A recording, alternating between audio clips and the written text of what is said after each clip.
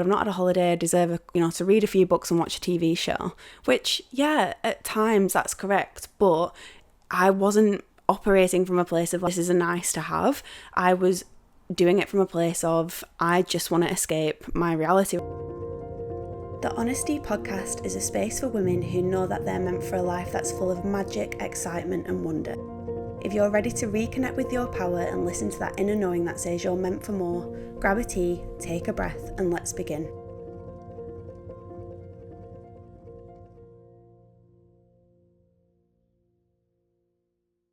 Hi, and welcome to the Honesty Podcast. In today's episode, I'm going to speak about the last couple of weeks because I have been in a little bit of a funk. I just felt really low, and yeah, I really wanted to talk about that because I know that a lot of the time when people are talking about spirituality, wellness, mindset, everything that aligns with what this podcast is about, it can be really common to hear about the positivity side of things, how to lift yourself up, the future visions, all of the amazing things that come with working on self-growth. But we can't shy away from the fact that if we are on this journey of self-growth, just like any other human being in the world, it's going to come with moments that feel crappy and uncomfortable and sad, because that is part of the human experience, is being able to feel all of the emotions. And that is where I was at over the last few weeks, on top of still working and studying and living and existing. And it can be really easy to fall into a bit of a trap of beating ourselves up over it. And I think that it's really important to discuss what happens, or what I did to pull myself out of it without doing spiritual bypassing, because our emotions are very much a part of who we are. It's information. Our emotions shouldn't be something that we push down and pretend don't exist. And our realities should also not be something that we pretend isn't existing. We are very much in this 3D world. I think the 3D and the spiritual realm work together, and to pretend one or the other doesn't exist is harmful. So I wanted to speak about my experience for the last 2 weeks, and hopefully it resonates with people and also gives you some advice as to how to work with emotions and thoughts that are coming up when times are a little bit harder, and then how to still move forward and grow from the experience and not let it define who you are or ruin what you are creating, because it's very easy when in that place to sort of burn everything to the ground. And I am somebody who is wanting to create and grow a business. I love trying to be the best version of myself, and I do think that if you are listening to this, there's probably a part of that resonates with you as well. So in order to be able to still move forward, there are practices in place that I personally use to be able to move myself forward without it becoming almost self-sabotage when I'm in these places. So yeah, it started a few weeks ago. It was first day of luteal phase. If you know, you know. And I always feel a little bit of a slump when starting luteal phase. I think most people do. And that's totally normal. And I do actually think that listening to the body and just resting during this time, I know that I really don't feel like creating a podcast on that weekend when I'm in luteal phase, especially the first weekend, or that first week is a little bit worse for me actually than the second week sometimes. So I have started to put in my calendar my cycle, just so I can see when I'm scheduling things in, when to be a little bit easier on myself because of my cycle. That's just a natural part of life, and it's not something to, again, pretend doesn't exist and then feel really bad when it is happening. It's just a part of what happens for me, and that's totally fine and okay and beautiful. So I think actually making peace with my cycle has been really huge in being able to work with myself rather than against myself. And it's also allowed me to see when it's not just my cycle that's at play, which is what happened 2 weeks ago for me. So it was like the first day of luteal, I wasn't feeling myself. And my self-sabotage is when I'm not feeling great and everything feels a little bit harder. So even coming and recording a podcast, for example, feels harder. Marketing online feels harder. Studying feels harder. All of the things is that I just want to do a good binge watch of a TV show. I want to read a book. And to anybody, that sounds really normal, doesn't it? But I don't just do that. I have to like sit and immerse myself. It's like escapism. It's like, okay, well, I'm just gonna like read this book, but I'm gonna read 2 in 48 hours, like it, and then I'm gonna watch 10 episodes of a TV show because I just don't want to face my emotions in that moment, which is what a lot of us do. It's finding something external to take our minds off how we are actually feeling without sitting with what is. And it doesn't mean that the emotion goes anywhere. A lot of the time we'll end up suppressing it because we don't want to deal with it, and then it will manifest in different ways. And that's very much what I did. I literally started that day, I wasn't feeling right, and my mind was like, do you know what? I've been working really hard lately. Again, it's like very innocent. It's like, okay, I've been working really hard lately. Maybe I'll just take a day to start a new book. And when I start a book that I really love, it just hooks me. I become addicted to it. I just cannot put it down. My boyfriend's always like, I hate it when you get a good book because that's it. It's like, I'm not there. Always have done that since being a little girl. When Harry Potter came out, it was like, I'm just going to sit in bed, I'm going to read this book and I'm going to finish it really quickly because I just need to know what happens next, which I love, but I want a business that's thriving. If I want to study and be the best breathwork facilitator, for example, because that's the thing I'm studying at the minute, I cannot be immersing myself in books all the time because that's not the priority then, is it? The business and the breathwork course. My priorities at that point are being able to read and immerse myself in these amazing different worlds, which is great, but I want a successful business. I like showing up for myself in that way. It brings me a lot of joy to be creating and to be able to do something I love instead of working for somebody else and then in my spare time reading, which, for some people that's what they want, but for me it's just not where I see my life going. It's not the bigger vision for me. It's not me operating from my highest version of self. And so when I started luteal phase, I basically ended up reading a new book series, and I had finished 2 of the books within 48 hours, and then Off Campus came out, which I've already read them books. So I was obsessed because I just loved the books anyway, and then ended up binging the full series and then made my boyfriend watch it again. Unfortunately for me, he was like, I'll watch 1 episode a night, but I was just in this really weird place, and it's so easy to pretend not to be. I could have been like, oh, I deserve this because I've been working so hard. I've not had a holiday. I deserve, to read a few books and watch a TV show, which, at times that's correct, but I wasn't operating from a place of this is a nice to have. I was doing it from a place of I just want to escape my reality right now. Things don't feel right for me, and rather than get to the root cause, I just want to pretend that the real world doesn't exist for a little bit, and then that's what I do. I end up just losing myself to the abyss. I just don't want to think about reality. And it wasn't until the weekend, so I must have been like this for like 4 days, no joke. Hadn't done any study, hadn't done any work, and then with that comes feelings of guilt, of shame, of, oh, you said you were going to do this thing and then you've not followed through with it, and it starts to feel worse.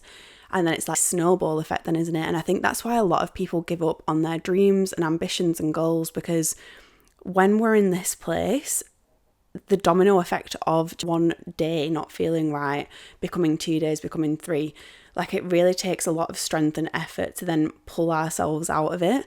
And it's just so much easier to be like, do you know what, I don't want to deal with this. It's just too much, throwing in the towel. I just want to live a very peaceful, normal life, which is perfect if that is what you want, but it's not what I want. And so it got to like the weekend. I went to a coffee rave with one of my best friends, and moving my body for 2 hours, like I actually didn't stop dancing for 2 hours straight. Didn't go outside. I was so hot and sweaty by the end of it, but it did move some of this stagnant energy that had clearly been in my system. And it just reminded me that when we're feeling like this in this low, funky place, the energetic frequency we're working on is quite dense, and then that can just be energy stored in the body, especially if we're not willing to look at and accept and sit with the emotions that are coming up during this time. So that's definitely what I was doing. I was pretending they didn't exist. I wasn't feeling right for various reasons that I was pretending didn't exist. And it was just building and building and building. And I almost feel like I was like a little volcano ready to erupt. And having that dancing morning and just having some fun and letting my hair down, I needed it. I needed it. And so I thought maybe after doing that, because I had released a lot, it was almost like a somatic experience, even though it was like raving in a cafe, it was so cool.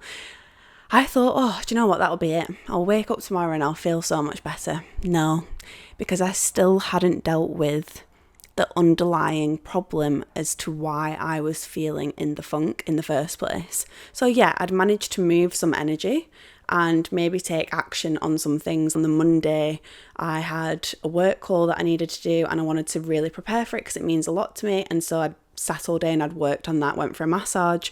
So yeah, that day was looking better than what the previous 4 or 5 days had looked like. So definitely moving in a certain direction, but I still was not feeling right. Woke up on the Tuesday, I just was in a bit of a funk still. And then I just thought, oh, is this it? Am I just in a bit of a weird place right now? Like, I just don't understand. And I just thought to myself, I need to sit and journal on this and just really close my eyes and just see what comes up and sit with the emotions. So I think on the Wednesday, so this is nearly a week of not feeling right. On the Wednesday, I genuinely sat and was like, okay, what is coming up? And there was a few things, to be honest, that were running a loop in the background that, again, I was pretending didn't exist. And so the first thing I always do is journal. Get down on paper where nobody else can see it, and just, it's almost like the hand knows what's going on. I don't really have to think about it. I just have to be honest with myself and give myself that time. So if you've only got 5 minutes spare in the morning, it's not the exercise to do at that point.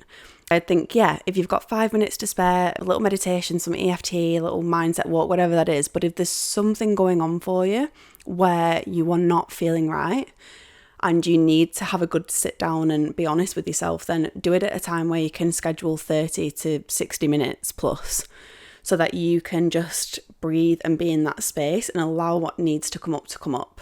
It's not something to be rushed. It's something where if you have a really good intention behind it of like getting to the root cause of what's going on, then, and you give yourself the space to be able to do that, then it's gonna come out in a way that it needs to come out. So that's the first thing I did. And I think being honest with ourselves about what's not right is also one of the hardest things to do, because as soon as we admit what's not right, we then have to take action on that thing. And or not, but it's still going to just stay stuck. And there was a few different things for me, which is why I think I was feeling so low, because there was definitely a few different areas of my life where I was not paying attention because I didn't want to deal with it. And yeah, so the first thing for me was writing it down. The second thing I always love to do once everything's come out is to look at what emotions are coming with the writing. So a big one for me was, for example, when I was looking at money, I was looking at it from a place of guilt. So when we're feeling guilty about something, we associate it with, it's really bad that I've done this thing. When we're feeling shameful about something, we believe that's us. So I'm a bad person because of this. So it is a little bit different. It's like, I have done a really bad thing, guilty. I am a really bad thing, shame. And I think what was coming up for me is not a feeling of shame, but a feeling of guilt over spending money. Same with like eating certain foods. It's, in the body, there was feel really guilty about doing this thing, instead of it being this really fluid, natural cycle around spending money and it coming back to me, spending money and it coming back to me. So one of the things that I worked on during this time in my breathwork practice was releasing guilt. And I wasn't necessarily just doing it for money. It was like, okay, I've had this feeling of guilt come up in my body, and I definitely have the thoughts to back that up, the thoughts and beliefs to back up that I feel guilty about this thing. So it's obviously having this negative effect in the body, which builds up again over time. It's like energy in the body. So I did my breathwork practice on releasing the guilt. And because when we're doing things like breath work, we are literally moving energy around the body with the breath, it allows these things to come to the surface and release. And it was so bizarre because I was doing this practice and I just had this urge. For me, it was sat in my chest, like this energy was sat in my chest. And again, it was just making me feel a little bit overwhelmed and anxious. And I couldn't get rid of it.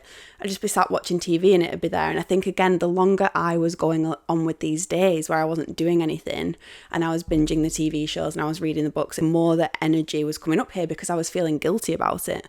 I was feeling guilty that I wasn't spending my time working on the things that I know I want to progress in. So every day that went by, it was like another feeling of guilt in the chest.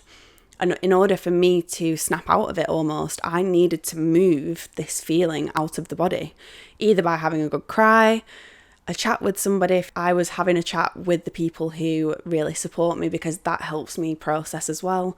I was having a good cry. I definitely got emotional on some of the days over what was coming up in different areas. But then also working with journaling and breath work, all of these different elements helped me to move out of it. So yeah, when I was working on this feeling of guilt, it was literally sat in my chest. I was doing like activation breath work, and I just got this urge to like rub my hands together to create energy, because when we do that, it's amazing. Like, you can literally feel the energy in the hands. And then I just had this urge to like put my hand on my chest and move the energy up and out. And I had like an actual physical reaction to like moving this energy out of the body. It was wild. I think sometimes like, I hear these things, don't we? Like, oh, spirituality is real, breath work works, blah, blah, blah. But there's one thing to like hear it in somebody's podcast, like you're watching my podcast now, or in a book, or on a TV show, whatever it is. And then there's another to like physically experience it, because I think that's the evidence the brain needs sometimes to be like, oh no, this actually works. So yeah, the energy came up out of my throat and it was just such a profound moment, to be honest. And I was like, I'm so glad I'm doing this breathwork course, because the effects I feel from doing it in my everyday life, I cannot wait to do this with people in the future. It's profound. I did that, felt a lot better instantly. My boyfriend actually said to me, you just look so different after going in there and doing that practice. And I just said, yeah, I feel so much better. Went and got myself an ice cream, had the best afternoon. And then the next day, instead of just doing it once, I went back to the same practice in the morning, sat there, moved through it, and just made it a priority until I felt a lot different and was preparing for my podcast again and was studying my breathwork course again and just felt a lot differently. But by putting these systems in place so that when I do notice the self-sabotage coming in, I can act and switch it around so that it doesn't become detrimental. And I still had the book series that I was reading, but I could wait until 8 o'clock to get into bed and have that 1 hour where I read at night. And it's like a little reward for doing certain things in the day. Or, okay, on Saturday, I'm not going to do anything because that's my day off. So I'm going to sit and I'm going to read my book. But I trust myself to pull myself out of it instead of it becoming this big thing where it's all consuming and addictive, because it is an addiction. If we are losing ourselves to something outside of ourselves, whether it be food, alcohol, drugs, reading, exercise, whatever it is, if we are not sitting with the emotions that are coming up and we're looking for something to distract ourselves from how we're actually feeling, then it's not good for us, whatever it is. Even if on paper it would be like, well, she's just reading a book, what is that? Well, I know that it wasn't coming from a good place. I could actually feel myself not being able to put the book down. And don't get me wrong, we all love it when that happens. But when it becomes part of the everyday, and it's starting to affect work and you don't have boundaries with yourself and discipline, then yeah, it becomes a problem because it's controlling you, you're not controlling it. So that's where I was at, and I feel like having these practices has made such a huge difference. And I actually always feel a bit embarrassed or apprehensive about speaking about a daily practice like breathwork, journaling, because I know that even sitting down and making it a habit can be hard. But I'm not here to sell you on breathwork. I'm not here to force you to do anything you don't want to do. I know it works for me. I'm sharing my story. And if you take what I'm saying and decide that it's going to work for you, or you want to try it or whatever, then that's on you. And I think me letting go of trying to heal people through selling what I do has changed things for me, if that makes sense. Disattaching from the fact that, you know, it's not my job to convince you that breathwork is real. And I think that a mindset shift over that has really changed it for me. I know that I want to help people, so letting go of that has been huge. I hope this makes sense. I feel like I'm rambling. I just know in my soul that if I share my experiences, the right people are going to find that, and it's going to cause a ripple effect at some point. So yeah, I love breathwork with a meditation on the end. Could not recommend it more. I feel like in walking the walk and doing the work myself and seeing the results, that's what's made me want to go and learn it so that I can help other people. I know that we're at a really weird time at the minute where everyone's got things going on online, businesses are building up. It can be really easy to get lost in the sea of different advice. And I just think, especially with the rise of AI and things, it's so important for whoever your facilitator is or coach to know what they're on about, because they've done the thing. They've ran the business and been really successful and had really difficult moments, so therefore they are qualified to coach you on business because they've been part of the game for a while. Same with any form of spiritual practice where you are going to be vulnerable and it's really important to feel safe. That person needs to be an embodiment of what they are teaching. And I just think that there's so much fakeness out there, and it's a shame because these old practices that come back from so many different cultures and have worked for thousands and thousands of years are not getting the time and dedication that they deserve. So just be really careful when you are putting your trust in people, because I just really think it's like the authenticity piece is going to become so big, and I think we're going to be able to smell out the people who are just talking the talk and there's nothing to back it up. We need to know it works ourselves. We need to feel passionately about whatever we're doing in order to then provide the correct service for other people. And that's what I've dedicated the next 6 months to doing. It was a hard thing to process, not that I can't have a business running right now, but I had been doing astrology and human design, have been learning a lot. It was a huge course that I did. I've been running it in my business for a while, and I just had a moment where I wasn't loving having it as part of my business anymore. And I will always massively love and respect astrology and human design. But I think, again, there's so much information online now that you can literally look up your human design chart by going onto ChatGPT. And it's a really great way to connect with ourselves when we're feeling lost. I can remember learning about my human design when I was in Canada. I was going through my Saturn return. If you've listened to some of the other podcasts, you'll have heard this. And I just, even learning about being a projector, somebody who's here to guide, not necessarily do. I definitely feel tired a lot more than other people. It was just seeing it on paper just really helped me accept and appreciate myself and work with my energy rather than against it. I think that it's a really nice introduction to getting to know yourself better and moving from a place of feeling stuck and ungrounded and questioning what direction you need to go in. There's so much information out there. There's some amazing astrologers who just make it so fun, because it is a full-time job to even be looking at what astrology is coming up, how that affects different people, and that's just not the work I want to do. And it was really, really hard. I think it was one of the reasons I felt so low over the last few weeks, is because we can put our identity on these things that have, taken a while. Like, I really put a lot of energy and money and effort into learning these systems, but it wasn't a waste, because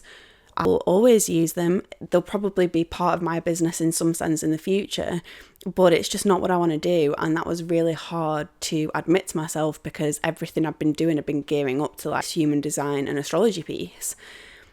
And obviously I'm doing this breathwork course right now, so I've got my websites going. I've been marketing myself around different things, and it's going to have to I'm going to have to take a step back with it and just really put 100% into my breathwork, and then also my breathwork journey, because in my spiritual practice personally, I have been trying to tap into my intuition a lot more. I'm doing a Reiki course at the end of June, which I'm really excited for, just so that I again can be so in tune with my intuition and my energy that when I'm working with other people, it's so calm and relaxed and connected that that person is then getting the best service from me. But this is going to be a journey for me. I want to shed old skin. I want to step into the unknown and push myself and really align with my future vision and where I want to go in life. And I can only teach from that place once I have been through it myself. So this is the journey that I'm on right now.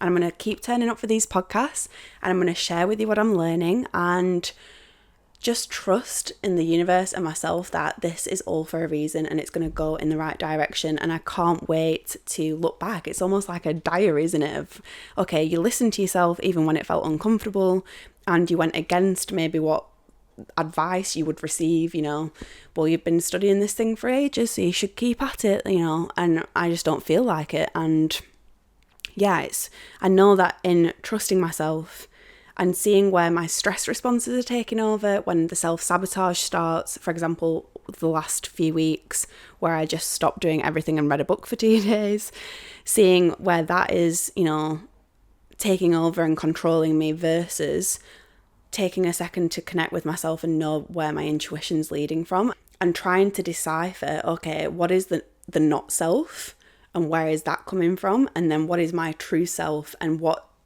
how does the energy feel different in the body?